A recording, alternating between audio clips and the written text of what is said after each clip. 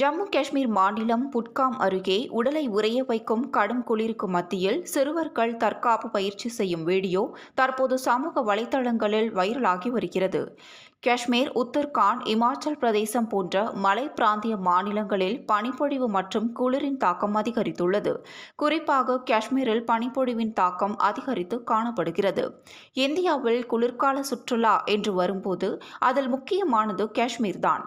காரணம், காஷ்மீரின் பெரும்பாலான சுற்றுலா தலங்களில் திரும்பும் திசையெங்கும் மலைகள், வீடுகள், சாலைகள், வாகனங்கள் உட்பட அனைத்தும் வெண்போர்வை போர்த்தியது போல் பனி படர்ந்து ரம்மியமாக காட்சியளிக்கும்.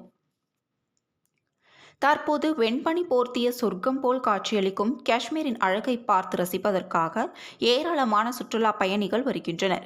நாளுக்கு நாள் சுற்றுலா பயணிகளின் எண்ணிக்கை அதிகரித்து காணப்படுகிறது.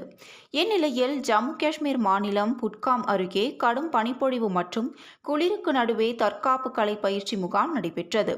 உடலை உறைய வைக்கும் கடும் குளிருக்கு மத்தியில் சிறுவர்கள் தற்காப்பு பயிற்சிகளை செய்தனர்.